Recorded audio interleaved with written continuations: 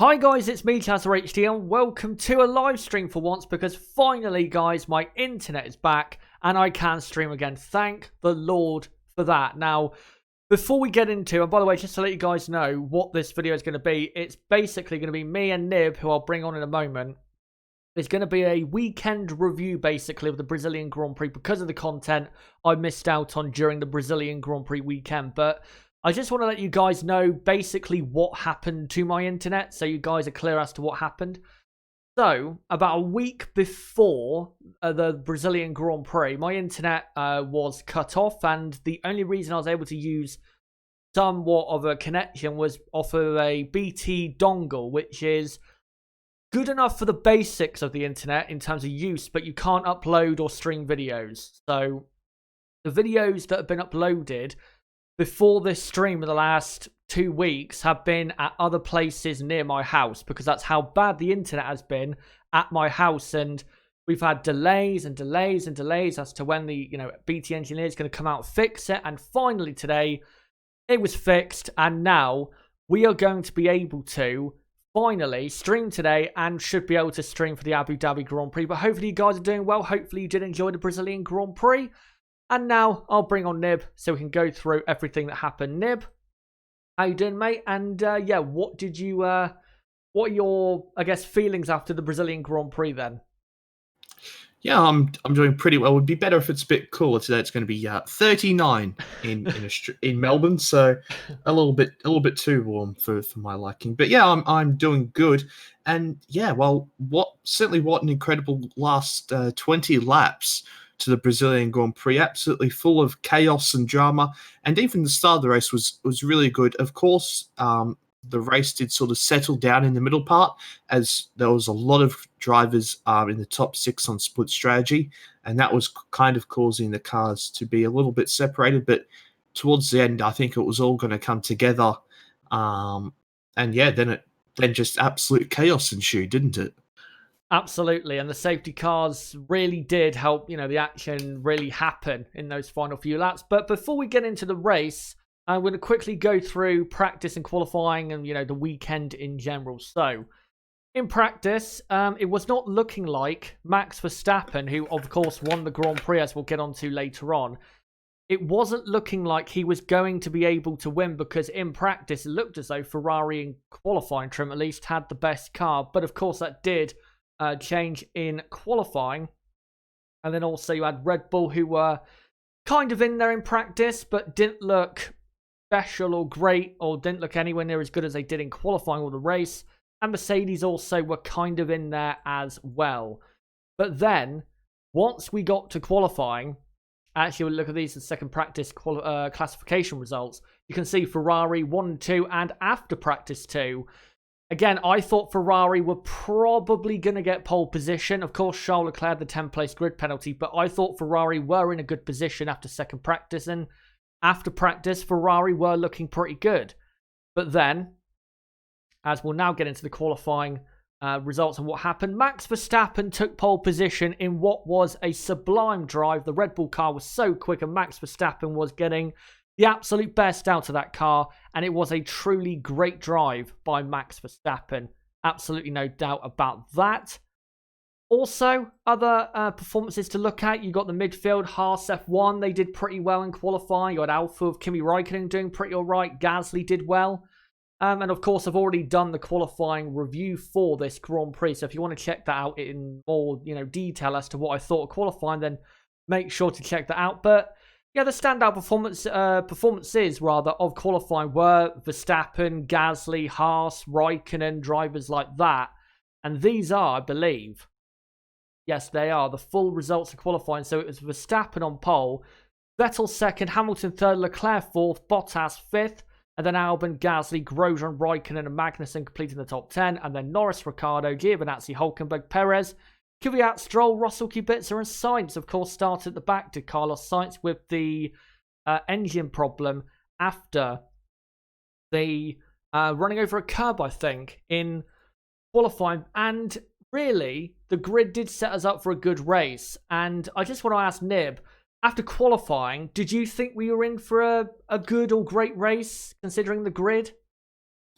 Yeah, I did because, of course, we'd have Leclerc coming through the field, and that's some form of entertainment. Of course, you had Carlos Sainz, a little chilly all the way back in 20th place. So naturally, that was going to help the race be pretty good, certainly at the start.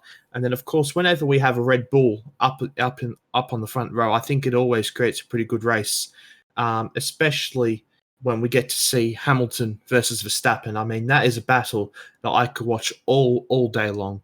But yeah, I think qualifying did lead into what was going to be a pretty exciting Grand Prix. Yeah, I thought we were in for a good Grand Prix as well. And once we got to the Grand Prix, of course, it was a great race. And let's first get into the results. So here are the full results of the Grand Prix. Max Verstappen winning the race, of course. Pierre Gasly in P2.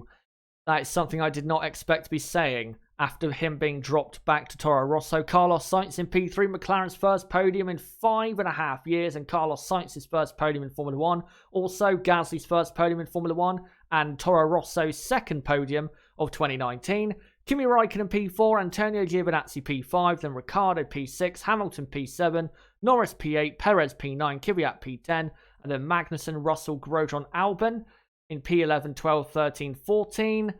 Then Hulkenberg was 15th, Kubica 16th, and then Vettel, Leclerc, Stroll at the back. The reason they're not classed as retirements, guys, is because they did complete enough of the race distance to be classified. So that's why they are not officially retirements. The only official retirement was Valtteri Bottas, who, of course, had that oil pressure problem that caused the first safety car and started off the chaos. But let's now get into the teams. First off, Mercedes. Now, for Lewis Hamilton, I thought he did the best he could up until the last safety car, where, of course, he had contact with Albon. But I think Lewis did drive very well in the Brazilian Grand Prix. Very good move around the outside of Vettel at turn 1 to get that move done, and he had to if he was going to fight Max Verstappen for the race victory, and then pushed like crazy during the ins and out laps to try and compete.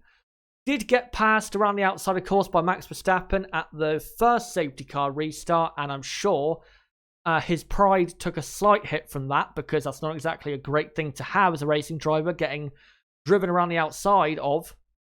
And then, of course, once the safety car came out again for the second time, he pitted again, which I think was a mistake by the team, because I think they would have had a better chance of winning the race if they'd stayed out on track, to be honest. And then, of course, he made contact with Alex Albon, and that cost him the podium, and that's why he finished down in P7.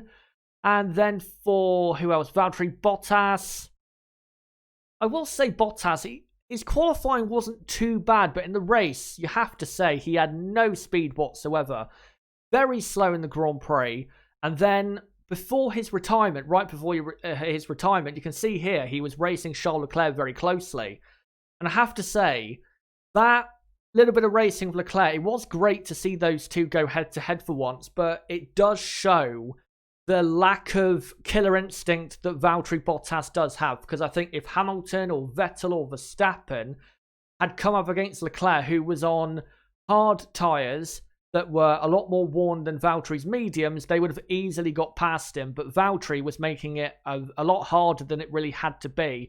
And I think we saw clear evidence right there that Valtteri just isn't quite a racer compared to, again, his teammate or Max Verstappen or Sebastian Vettel. And that's why this season, and probably ever, he will not win the World Championship. But for Mercedes, it was a scruffy race. But I think in terms of speed, I think they did the best they could, to be honest. I don't think they were really expecting to be great in Brazil, but I think up until probably the first or second safety car, they did the best they could with what they had. Nib, for Mercedes, do you think they did the best they could, or could they have done more to win the Grand Prix?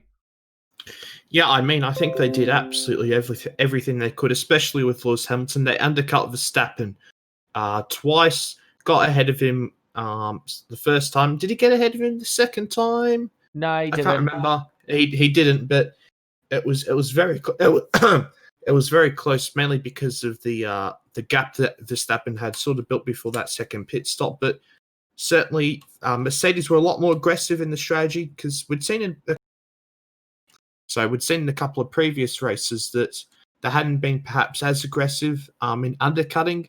I think Singapore was a pretty good example of that. They tried to go for a longer stint, and that didn't quite work out. So they went for the undercut.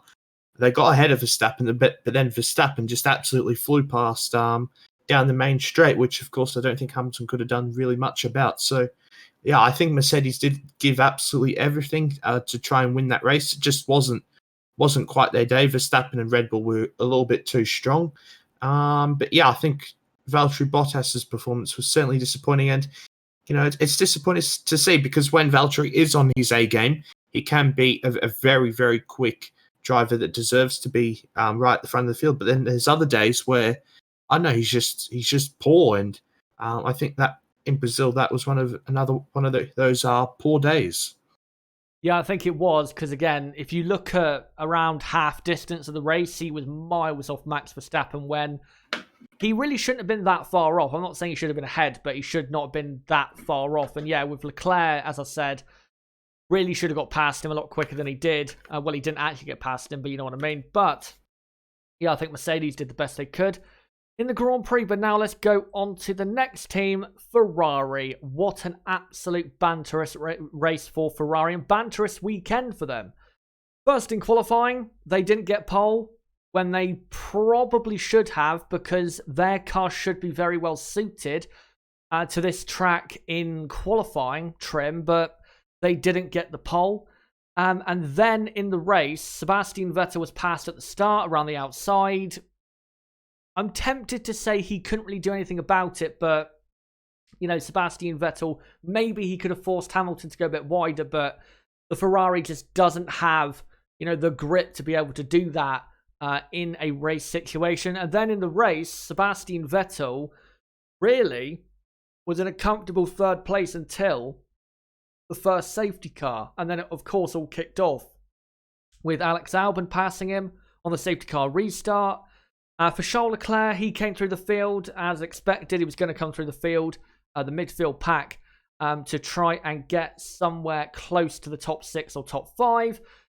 And Leclerc drove, I think before the crash, and we'll get onto that in a moment, Charles Leclerc drove okay, I think, in the Brazilian Grand Prix weekend. He qualified 4th, I think it was, when he probably should have done better than that. And then in the race, I think he did pretty much what was expected of him until the crash with Sebastian Vettel, because all we expected from Leclerc was him to come through to, finish in 6th place if the 2 Red Bulls, his teammate, and the 2 Mercedes cars finished the race. So performance-wise, I don't think the 2 Ferrari cars before the crash really did that much wrong. But then, of course, they had their crash. Charles Leclerc went down the inside at turn 1. Vettel came back, and contact was made, and both drivers retired on the spot. And, well, it's another dramatic, terrible, hilarious even race for Ferrari. And it's just that race really was further evidence for why, and at this point, I'm just going to say it now, Ferrari are not winning the championship next year. It's not happening. There is no way this team will win a championship in 2020, because 1, they are an absolute mess. Their drivers, even though they want to play happy families in public, when it comes to on track, when they get close to each other on track, it's always been brewing, I think, contact between these two. There's a lack of leadership on the pit wall. There's a lack of ideas or brain cells on the pit wall.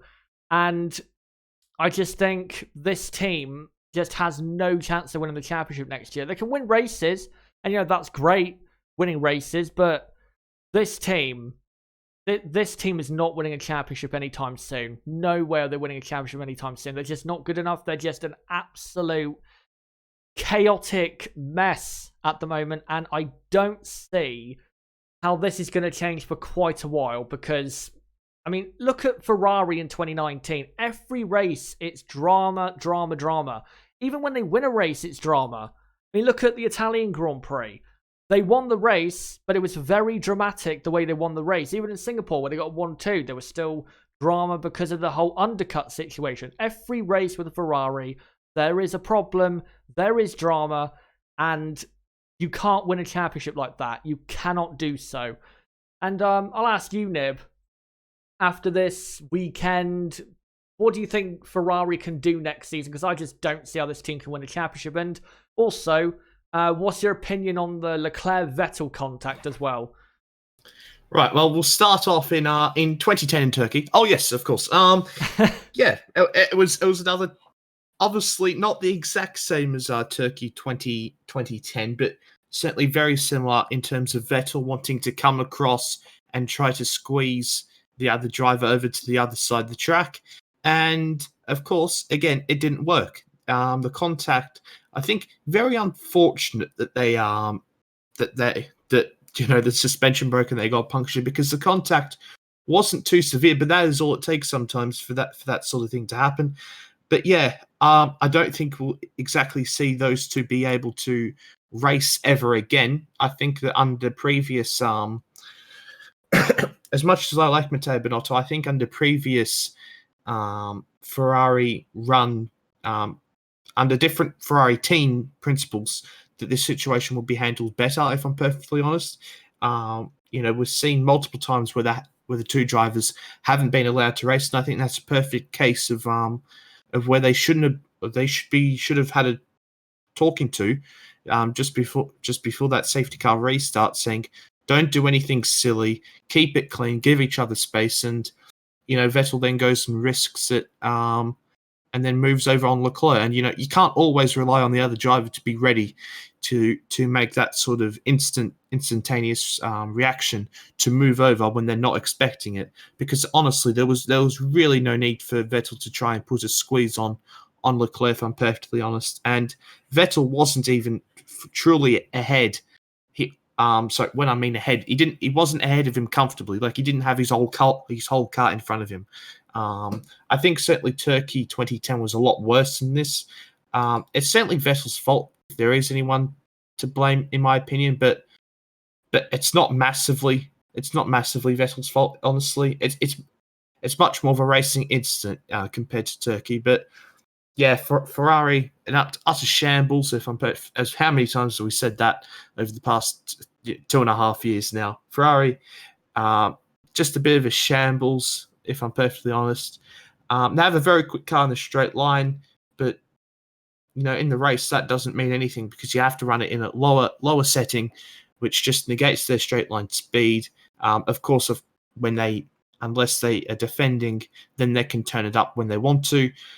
But you can't run in that high engine mode all of the time, so it levels it out. And when you don't have the downforce in the middle sector through the slow and medium speed corners, you are utterly awful in the race. And that is what Ferrari have been, certainly in the last Grand Prix, the United States Grand Prix, in this Grand Prix, and certainly, if you recall, the Hungarian Grand Prix. They were really, really bad. And I think that is going to be a big area of focus, and there's already been some rumours that they're going to focus to try put more downforce on the car, compromising a little bit of straight line speed for next season. I think that is certainly a step in the right direction for Ferrari. Yeah, it is, but I think at the end of the day with this team, I think I may have said this before we came on, they could have the best overall car, and they would still mess it up somehow, because that's just the way Ferrari are. And also, before we move on to Red Bull, I just want to clarify what I kind of meant with my incident analysis, where I said Sebastian Vettel, he has this weird sense of entitlement when he races people, and he did this again in Turkey 2010, Singapore 2017, he kind of did it there as well, where when he is racing someone, he just moves over in a way to say, well, you're not even competition for me. And that's the type of message it sends when he moves across like that. And also, I just want to address a criticism of Charles Leclerc with the contact that happened between Vettel and Leclerc. Some people were saying that Charles Leclerc was at fault because he didn't move over. Charles Leclerc did not have to move over. They had enough space, both of them, if they stayed, and I said it in the video, they had enough space to go to turn 4 without contact if one of them, or if both of them had stayed exactly where they were on the track. If they did, I don't think there would have been contact.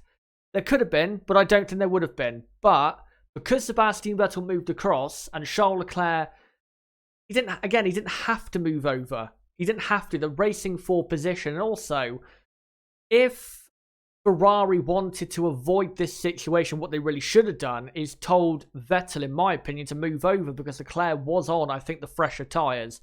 So I think they should have told Sebastian to hold position behind Charles and let Leclerc go after the podium, because that's clearly what Ferrari's aim for the race was at that point, was to get a podium.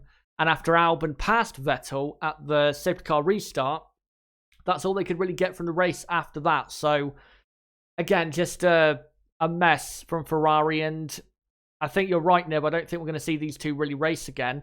But also, this whole thing that I think Matteo Binotto said at the start of the season, that they're going to favour Sebastian Vettel in tight situations, I think has completely backfired on Ferrari.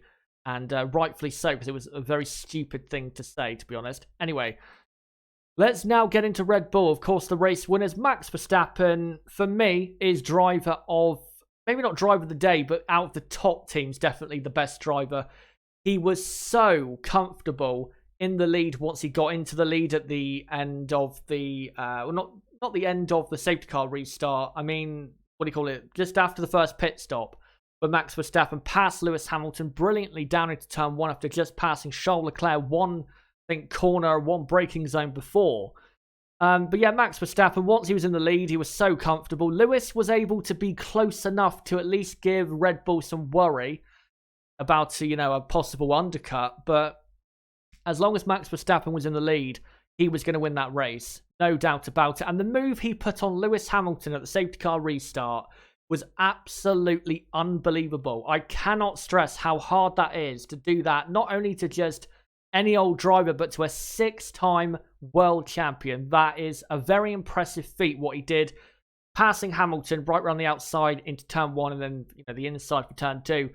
Did remind me a lot of Juan Pablo Montoya and Michael Schumacher in 2001, even though that time it was down the inside for Montoya rather than the outside for Verstappen. But that move by Max was, I think, probably one of the best overtaking moves I've seen this season. It was so good, and it was in such a high pressurized moment. And yeah, I just cannot stress how good it was. But yeah, great win for Max Verstappen. Very deserving of it. Great to see him back at the top step of the podium.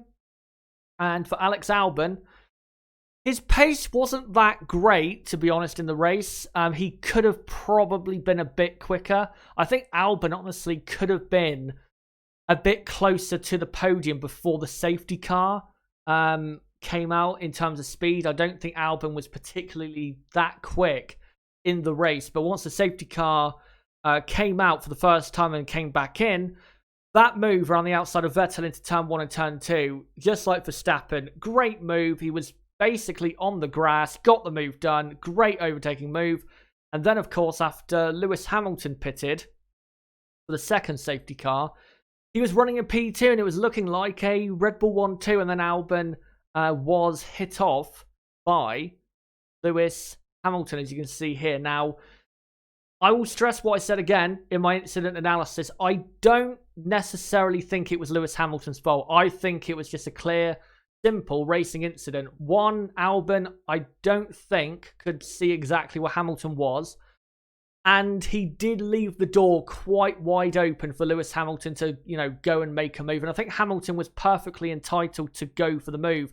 And if I was in Hamilton's position, I would have done the same thing, because there was a gap and Hamilton had to attack if he was going to try and get after Max Verstappen to win the Grand Prix. So for me, it was a racing incident. I can understand why they gave a penalty to Lewis Hamilton, but for me, it was just a simple racing incident in my book. But Albon drove, considering it was his first Brazilian Grand Prix, he drove well. I wouldn't say he was great, but he drove well considering the circumstances of the weekend and how he did at certain points of the Grand Prix. Nib, what did you think of Red Bull? And also, let us know what you thought of Verstappen and Albon. But the pace of the Red Bull Honda in Brazil was, you have to say, rather surprising. Yeah, it was really good. I thought that Red Bull were going to be strong, but the engine performance was certainly a bit more surprising indeed. But yeah, obviously Verstappen was absolutely class all weekend. he obviously had quite a poor weekend last time out in the United States Grand Prix, but he certainly bounced back very strong and was, well, absolutely class all weekend long. Certainly in qualifying, it didn't look like he was ever going to get beaten pole, and then in the race, he was quite frankly untouchable. Even with Hamilton getting ahead of him on that occasion, he still looked in complete and utter control of the race. Obviously, Alexander Albon drove a pretty strong race as well. My opinion with the Hamilton Albon incident, honestly, is that yeah, the move was there, but was it ever really on? I don't think so. I don't really think so. I've only looked at it a couple of times. I think I probably would need to look at it again to give a proper view on it. But certainly Hamilton, I understand Hamilton's trying to go for the win, but into that corner, I don't think he was really close enough. I don't know. I don't know. It's close. I understand why they're giving Hamilton the penalty because, like Ricciardo and Magnussen early in the race, they wanted to give penalties for when cars were turned around, and I agree with Ricciardo getting the penalty as well. So yeah, I think it's a racing incident, but if anyone is at fault, it is Hamilton, in my opinion. But yeah, Red Bull were very, very strong, and I don't think they'll quite be able to replicate it in what is probably going to be the most awful race in the world, being the Abu Dhabi Grand Prix. But yeah, hopefully Red Bull can create some spice in that Grand Prix. Yeah, hopefully they can, because as you said, Abu Dhabi is an awful track that needs to be aborted from the calendar. It's true. I hate the track. I think everyone does hate the track, but of course, that is the final race coming up in 10 days' time or something like that. But yeah, Red Bull, you have to say, very impressive performance, and also very impressive for Honda, because we didn't think Honda would be that special, I guess, in terms of power output during the Grand Prix weekend. So very impressive for Honda, and if they can, Red Bull and Honda together, produce that pace most of the time in 2020, with Max Verstappen being at his best, then they can win the championship. No doubt about that, in my opinion, because Max Verstappen doesn't necessarily need the best car, as we've seen this season. All he needs is a car that can be close enough to fight for that position. If you give him that, he'll be in that fight for that position. So, honestly, I think Red Bull Honda are dark horses for 2020. But before we get into the midfield, guys, in the live chat right now, and also you can do this in the comment section once the stream is finished, let me know what have you thought, or what did you think rather, of the races of Mercedes, Ferrari and Red Bull, and what did you think of the incidents, Ferraris crashing into one another, Albon Hamilton, Verstappen's overtakes on Lewis Hamilton. Let me know in the comments or the live chat right now, and I'll make sure to read out your comments in a moment. But before I do, just want to say, don't forget to subscribe for more content like this, as I just said a few moments ago, the last race of 2019 is in about 10 days' time. And for that weekend, given that we will hopefully absolutely have the internet still on then, we will be covering that race with a practice 2 watch along, qualifying watch along, race watch along, race review, qualifying review, all that stuff. So do not forget to subscribe for that content coming up, and hit the notifications bell for that content. And yeah, hopefully we can have a bit of a better final race than I'm expecting, because I think, as me and Ib have made pretty clear, that track is horrible for racing. But let me have a quick skim of the comments to see what you guys have to say, and then we will get onto the midfield and what they did. Tonka, great to see you, mate, says it sucked what happened to Albon. He too could have been on the podium. Well, if Hamilton didn't hit Albon, then yeah, he would have been on the podium, no doubt about it. I don't think, let's say Hamilton doesn't go for the move at that corner, I don't think Albon would have finished in second. I think Hamilton would have finished in second, because he was clearly faster than Alex Albon. But Albon was definitely on for a podium. There is no doubt about that. The only reason he didn't get it was because Hamilton and him made contact. But let's find some others here. Mostly an F1 fan. I think if Hamilton publicly declared himself at fault about 1,000,000 times in interviews after, plus the Ricciardo penalty, then he should get the penalty. That's not necessarily how it works. I don't think admittance means you should have a penalty. And I don't think Lewis was actually as much at fault as he maybe was claiming. The gap was there, and I think he had every right to go for it at that time of the race, considering the circumstances.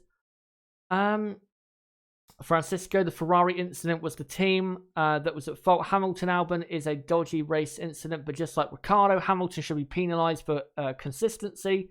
Props to Max for a great drive. Crystal Racing, great to see you, mate, says, what a strange race. Don't think the safety car was needed for Bottas stopping at the barriers. I just want to ask Nib that. Do you think the safety car should have come out? Because I remember watching it live and thinking, that's not a safety car for that.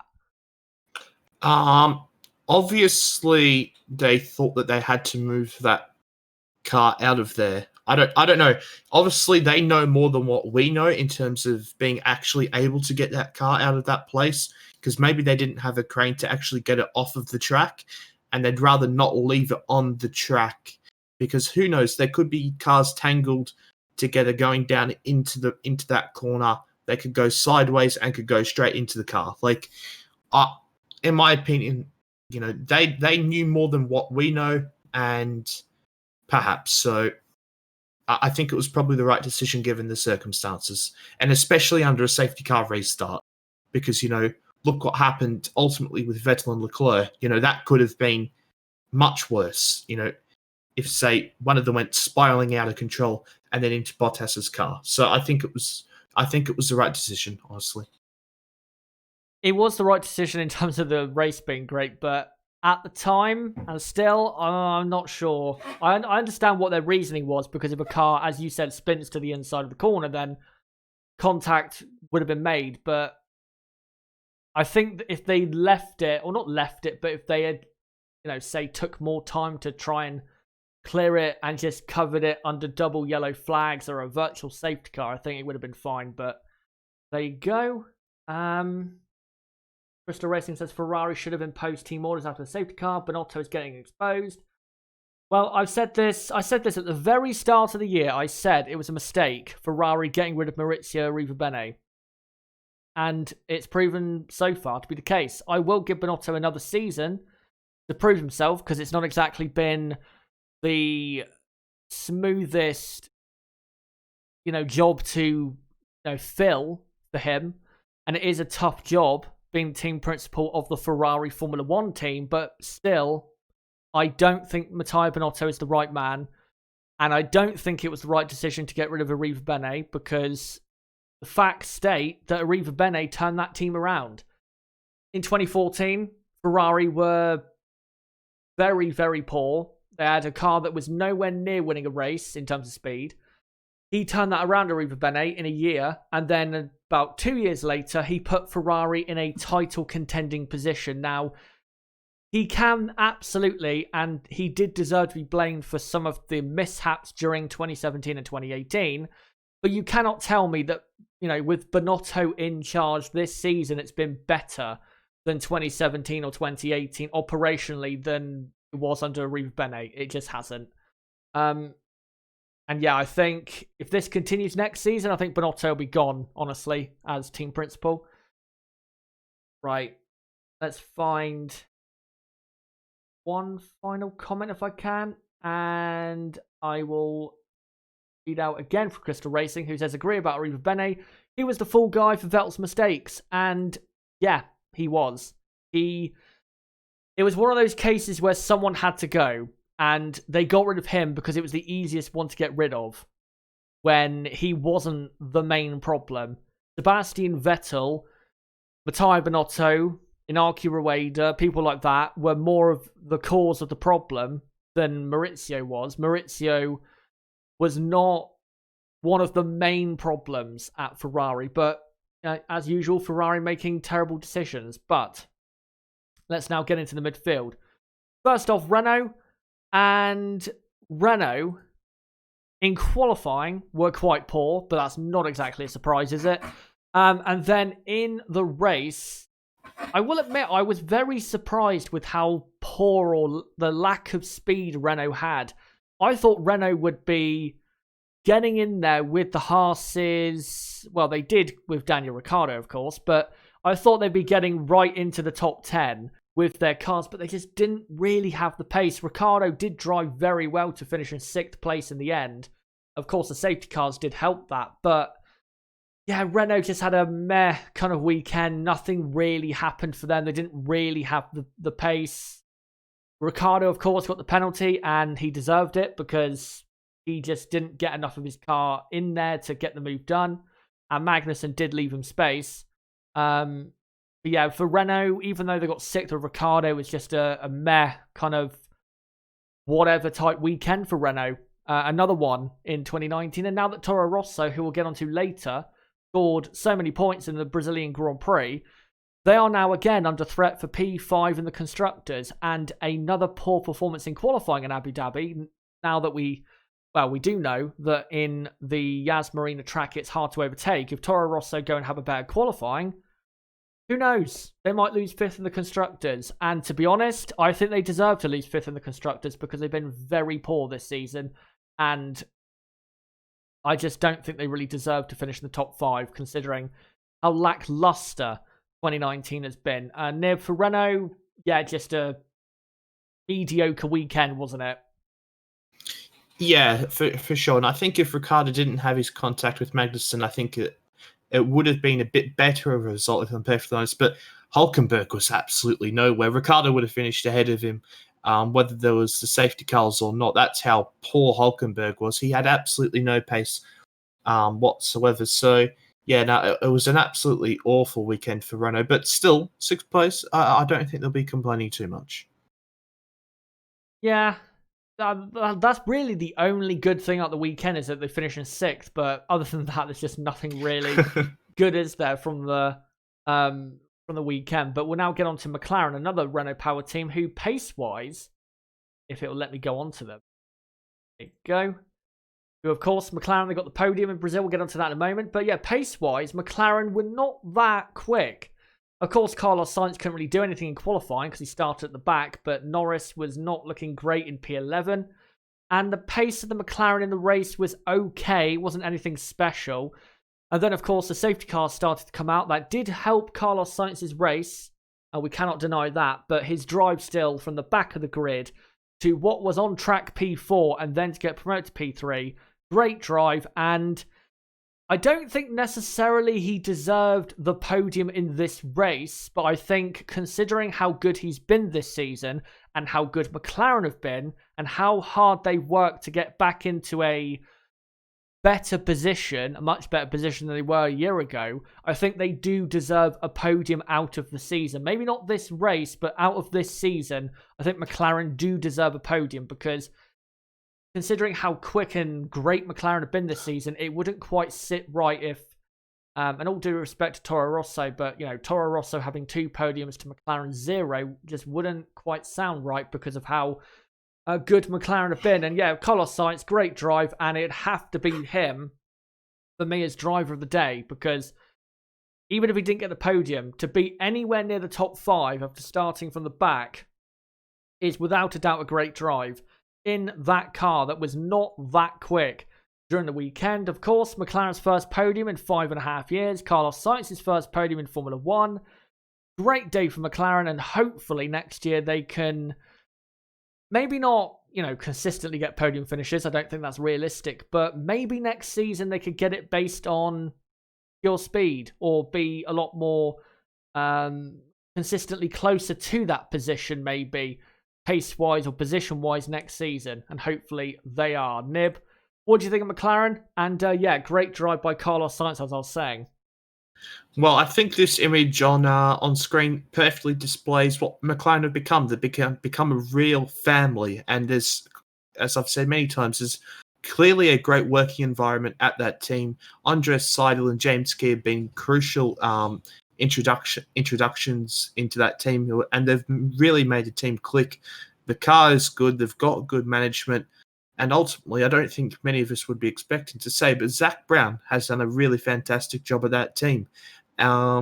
And yeah, they've got two really, really young and fast drivers, Carlos Sainz and Lando Norris. Even though they're very friendly, they're quite clearly pushing each other on track to perform better, and it's bringing the best out of both of them. And it's great to see McLaren back up to the top. Well, at least onto the podium, I should say. Not up to the top quite yet. I think that might still take a couple of years, but really, really, truly grand to see that McLaren are back on the podium. Absolutely. And I won't say quite yet they're back, because I think them being back would then be winning a race. But it is great to see them back on the podium, and it does illustrate that they are moving in the right direction. And as long as next season is an improvement, or not a big improvement, but just, I guess, an evolution on this season, then I think McLaren are going in the right direction. Next up is Alfa Romeo, P4 and P5. Who thought this would happen after the amount of absolute awful races they had in Russia, in Suzuka, Mexico, US, where they just had no pace, no hope. Nothing was really there anymore for Alfa. But then in Brazil, Kimi Raikkonen consistently running in the top 10.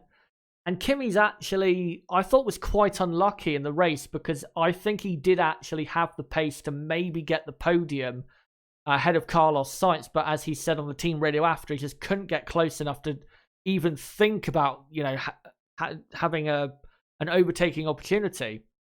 So shame for him. But the pace from Raikkonen during the weekend was so good, and the Alfa was definitely looking better than it was at previous races. Also, great to see Antonio Giovinazzi finish in P5, his best finish in Formula 1, and he thoroughly deserves it, because this guy, who I've criticised a lot, by the way, I've criticised him a lot in the past, and at the start of the season I did, but since the middle of the season, he's driven very well, and he does deserve a result like this. And people will criticise him and say, oh, he's not good enough for Formula 1, but when you actually look at it, he is doing very well. He's doing very well in that car. And as long as the car can improve on a consistent basis, then I think you will see not only Antonio, but Kimi Raikkonen also right in there, because they are driving, I think, maybe not the best they can, but they're doing well enough, I think, in the car considering circumstances.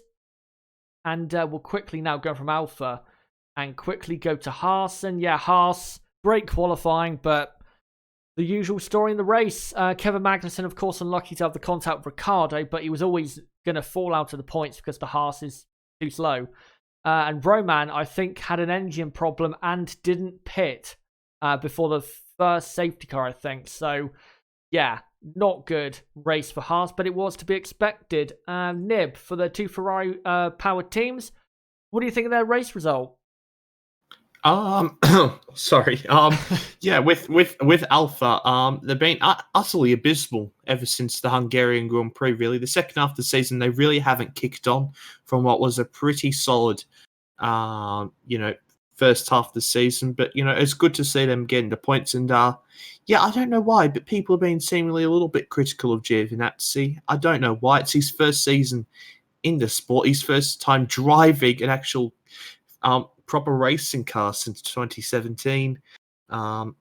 Obviously, back in March now. It's mad that we're only a month away or so from Christmas now. It's we've only got one race of the season left. It's absolutely madness. But yeah, I think Giovinazzi has done really well against Kimi Raikkonen, and I'm looking forward to see how Giovinazzi and Raikkonen go on next season. Oh, and then Haas. Yeah, well said. Yeah, with Giovinazzi, you know why people are critical of him as of late. It's because they want Hulkenberg on the grid, and yeah, Hulkenberg does deserve to be on the grid, but Antonio has done well enough for a seat. I don't think really anyone can deny that, unless you deliberately forget the facts of the season. I think Antonio has done very well, and yeah, I think Antonio deserves another year in Formula 1. I will say, though, he does need to keep up the qualifying performances he was doing against Kimi Raikkonen a few races ago, where he was out qualifying him quite a lot. He does need to keep that up a bit more next season if he wants to stay into 2021 and beyond. But now let's get on to Toro Rosso, who were on the podium with Pierre Gasly in P2. How on earth did this happen? Well, it's because Pierre Gasly was clearly at the front of the midfield during qualifying of the race and capitalised on what happened ahead. Now, if Bottas didn't retire, if the Ferraris didn't collide, of course, Gasly would not have been on the podium. But you've got to be there to capitalise, and Gasly was. He was there to capitalise on the situation in hand, and that's why he went and got the podium. And I will say, I have criticised Pierre a lot, and I don't think it's unwarranted, by the way, because he was clearly not good enough in the Red Bull. We cannot deny this. In the first half of the season, Pierre Gasly was not good enough in that Red Bull car. But I have said this plenty of times since the move for him to Toro Rosso, or back to Toro Rosso. He has had some good races and has looked very good. I will not deny that, and he was good in Brazil. But again, I will say my criticism earlier on in the season was not unwarranted, but it is nice to see him get on the podium. And I will admit, even though I did criticize him a lot, I actually was very, very, very happy for him, because I like to see new people on the podium. I like to see debut podium, people. So, good on him. And hopefully he can, next season, of course, now he's confirmed at Toro Rosso, hopefully build on this and become the driver that some people out there thought Pierre was going to be this season against Max Verstappen. Because, if he can really have a great season next season, then a Red Bull drive in 2021 is not completely out of the question, or even a good seat somewhere else, a Renault, or, some team like that.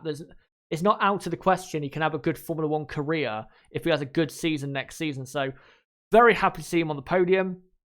Great result for Toro Rosso. And as I'll get on to later on, they are now 8 points behind Renault for 5th in the Constructors. And I'll be honest, I'm kind of hoping they get P5, because I really want to see this team, who are going to be, of course, Alfa Tauri next season. I want to see this team get that position, because they worked so hard this season with the lack of resources they have compared to a team like Renault to be in this position in the first place. And it would be a great story if Toro Rosso finished 5th in the Constructors' Championship. So hopefully they can do that in Abu Dhabi, but it will be a bit of a tough ask. But Niv, for Toro Rosso, another great weekend, podium finish, and Gasly on the podium. What do you think of all of that stuff? Yeah, well, I'm pretty much going to echo your thoughts here on Pierre Gasly. Of course, deserved to be dropped, quite honestly, from Red Bull. But ever since being dropped by Red Bull and putting back in the Toro Rosso, he's been really fantastic. He has. He's been consistent. He's been quicker than Kvyat constantly. Just when we thought Kvyat, with his performances in the first half of the season, could potentially get that Red Bull seat, he just really hasn't kicked on whatsoever. And it's been Gasly, indeed, who really, we've seen when Kvyat got dropped from Red Bull, his confidence was really shot. But I think that a big credit has to go to Pierre Gasly's mental strength here, for the way that he is that he really has fought on and continued to improve and put in good performances. So I think all the credit in the world has to go to Pierre Gasly here for his performances really since he got dropped. So yeah, I think full credit to Pierre Gasly, and it was absolutely fantastic to see him on the podium. And the radio message of him celebrating him getting on the podium, I think, was really, really special. It was. And can I ask, have you ever heard the Ayrton Senna team radio for when he won his first? Yes. It sounded very similar. When I heard it live, I was like, that sounds very, very familiar, that team radio. The screaming down the radio. But again, when he got the podium, I was really happy for him, even though I have criticised him a lot. And it's nice to see a smile on his face after what was a very tough first half of the season. But final team, Racing Point. Yeah, no pace by Racing Point. Very surprising, to be honest, because you'd think a low downforce track like this would be what they would need to be, up there in 9th, 10th place. But yeah, they just weren't there this weekend, or not this weekend, last weekend. They just didn't really have any speed. They were better in the race, but there was just nothing there for Racing Point. So we'll move on from them. And look at the Drivers and Constructors Championship. So the top 10 of the drivers is as follows. Lewis Hamilton, of course, is the champion. Valtteri Bottas is second and cannot be caught. Max Verstappen is now third. Leclerc fourth. Vettel fifth. Gasly and Sainz are level on 95 points for 6th and 7th place. Albon is 8th and is facing a tough ask, I think, to get P6 in the drivers. And then Ricciardo is P9 and Perez is P10. And then in the constructors, it is Mercedes who are on 701 points. And when I was making this stat before we came on live, I just thought 701 points, that sounds absolutely mega for a team, you know, in Formula One. And you have to admit, even though they haven't always had the best car at all the races this season, to have 701 points and be, 230 points clear is an absolute top job by that team. Ferrari second, of course, they've got second, Red Bull third. McLaren are officially P4 on the constructors, and they deserve it. P5 Renault, and then 8 points behind Toro Rosso. And then Racing Point have basically missed out on P5 in the constructors and are now under threat from Alfa for P7. If we get another crazy race and Alfa, can get some points, then maybe Alfa can get P7, but it's not that likely. Haas are confirmed in 9th place. That was always going to happen. They've had no real pace since the Spanish Grand Prix. And then, of course, Williams are in 10th place. But before we get into the final part of this stream, guys, which will be basically a Q&A, we're going to do what we normally do at the end of our watch-alongs. We're going to do a race rating and driver of the day. So, driver of the day, I said earlier, it have to be Carlos Sainz. And the race rating, I would give it an 8 out of 10. But I will say, I do not think it is the best race of the season. Hockenheim, for me, is still the best race of the season. And we have to admit, before that first safety car, it wasn't that great of a race. We did have very good action at the start. Max versus Hamilton at the end of at the end of the first stint was very, very exciting. And then, Bottas and Leclerc was a bit exciting as well. But other than that, before the first safety car, it wasn't that great. And I think that's the only reason why I'd rank it below Hockenheim, because that entire German Grand Prix was a thriller from start to finish. But Nib, for the race, what would you rate out of 10, and who is your driver of the day? Right, so my driver of the day probably has to be Max Verstappen or Carlos Sainz. One of those two. I think you could flip a coin and decide which one of those was driver of the day, in my opinion. And then I'd also give it an 8 out of 10 rating, of course, at the start. There was great action between Leclerc, Norris, Ricciardo, even Stroll. And then obviously I think it was going to be a slow burner. I think it was going to come towards, everyone was going to come towards each other towards the end of the race. And I thought we were in for a pretty good finish to the Grand Prix. But of course, the safety car with Bottas, retiring, and then obviously Leclerc and Vettel, I think it led to what was a pretty good Grand Prix. So yeah, I think overall probably an 8 out of 10 as well. Yeah, but definitely great last 20 laps or so. I think 15 laps or so of the Grand Prix. But now, guys, we're going to get into a final, 10-15 minute Q&A before we come off the end of this stream. And actually, before we get into the Q&A and we get into answering any questions, I'm just going to quickly clarify what the plan of content is before Abu Dhabi. So, I do have a video coming up it's probably going to be Saturday. It's a video comparing Charles Leclerc and Sebastian Vettel in 2019.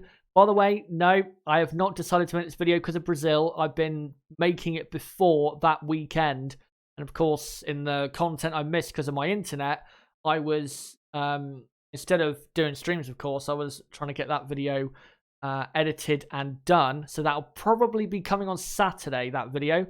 Then I'm going to upload a video previewing what the driver lineups could be in 2021, because that's going to be a very exciting season to see who's in what seat. And then, of course, it'll be the preview for Abu Dhabi, then the Abu Dhabi Grand Prix weekend. And then, guys, what the plan is is on the Tuesday after Abu Dhabi, which will be the 3rd of December. On Tuesday night, me and Nib are going to do a live podcast reviewing the 2019 season, and also probably offering some final thoughts on Abu Dhabi if it's any good.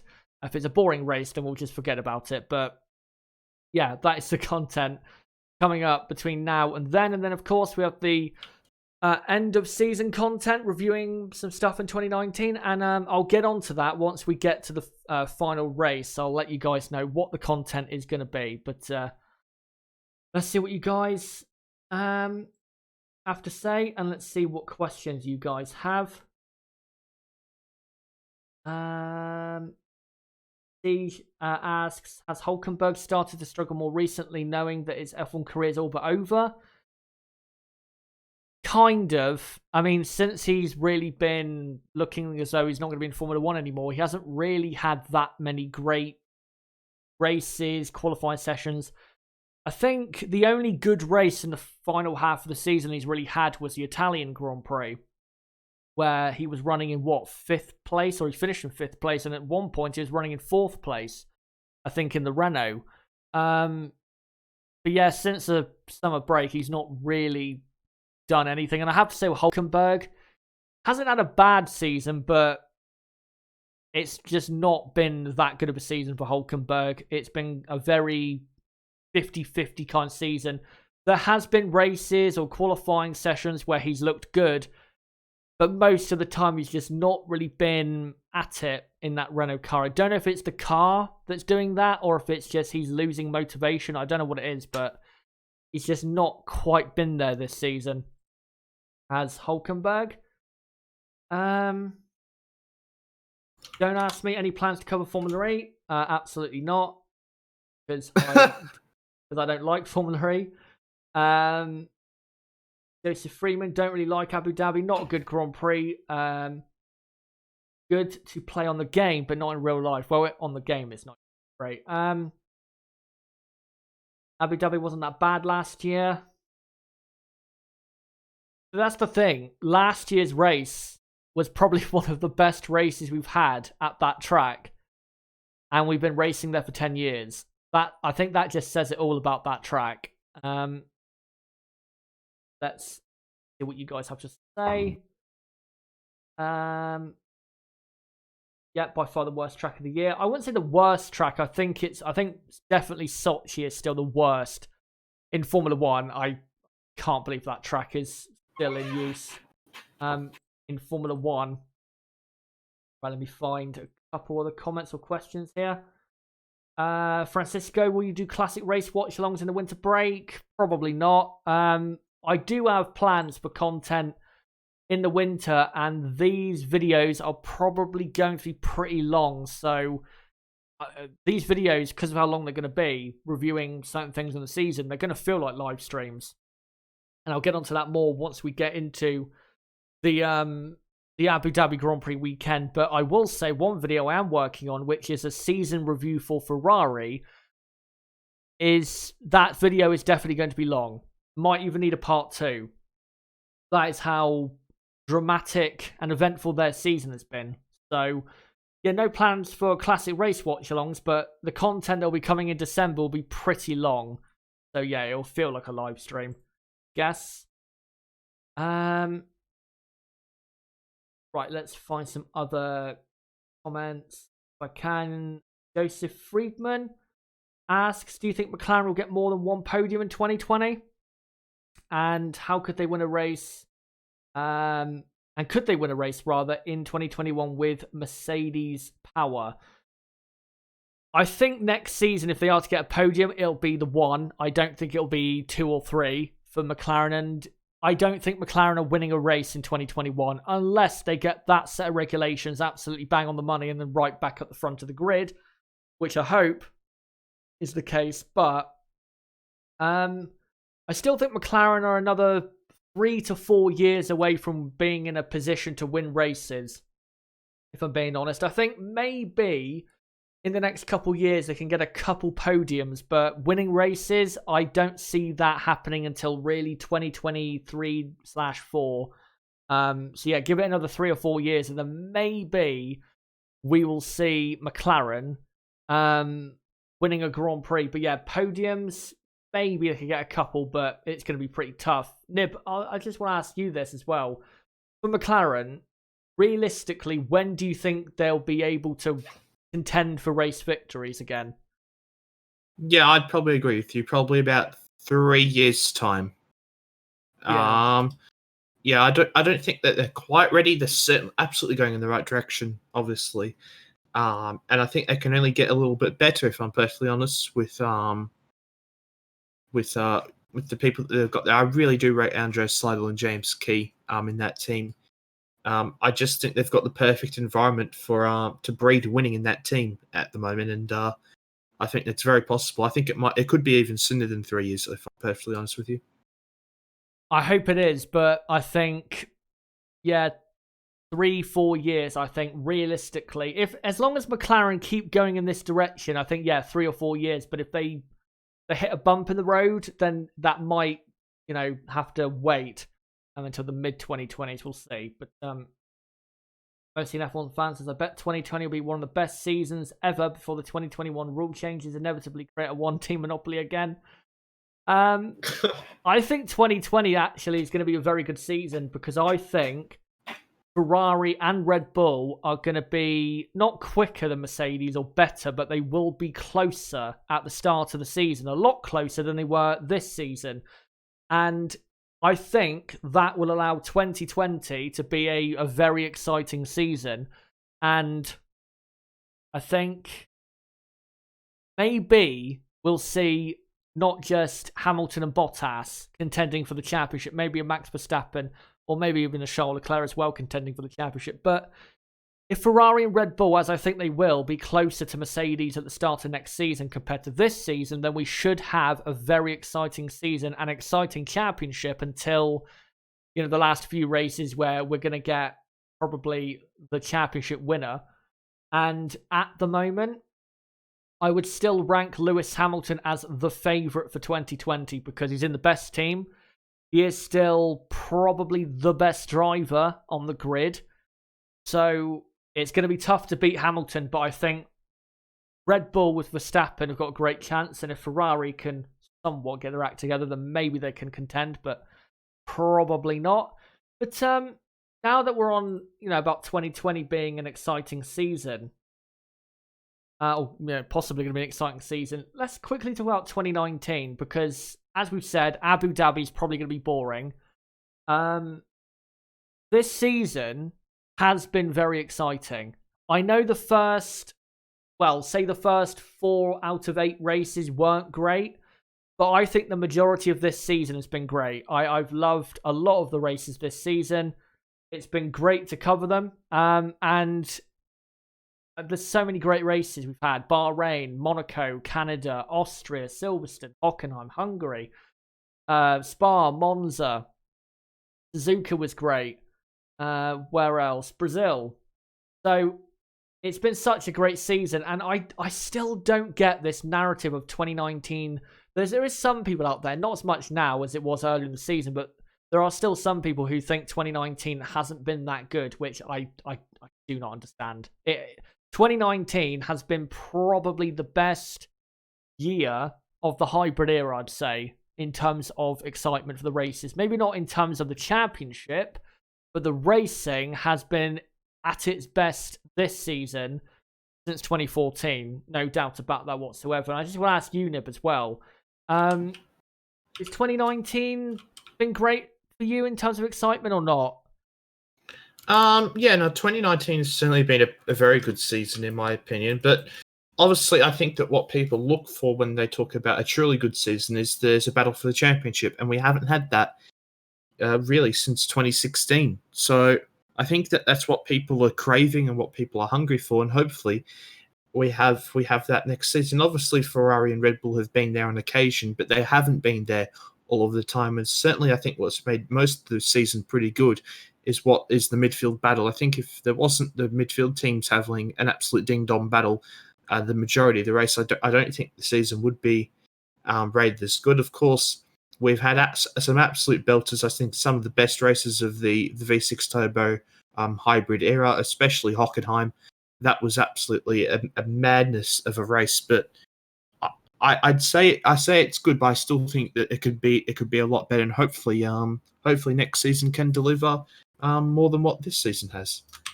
Yeah, hopefully it can, and I know what you mean with the championship. My hope is we can get at least 2 drivers from 2 different teams contending.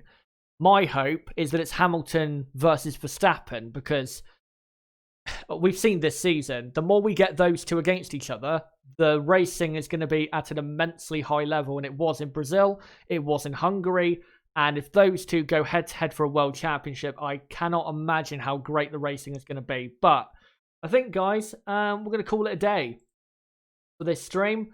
And thank you guys for coming on and being a part of this stream again. Sorry about the lack of content during last weekend, but there was literally nothing I could do, and what I ended up doing was the most I could do. So at least I, gave it everything to give you guys as much content as possible. But yeah, the next round of content should be coming on Saturday lunchtime, or maybe I'll delay it even further. I don't know, but I'll let you guys know in the next couple of days.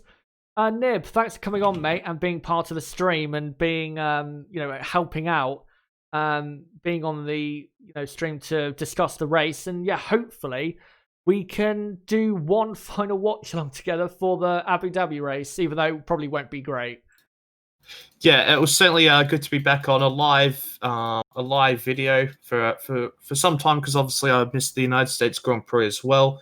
So yeah, it was great to be back on, and it's great to see some people in the chat, some familiar faces in the chat, and also some new faces. So I'm certainly looking forward to the Abu Dhabi Grand Prix, at least for the live and chat aspect of it. But yeah, maybe not exactly the racing, but who knows? Hopefully we have a good Grand Prix. Yeah, hopefully we do. You never know. Maybe we'll get a similar race to 2012 or something like that. But yeah, thanks for coming on, mate. And yeah, that is it for the stream, guys. Just want to say thank you guys for coming along.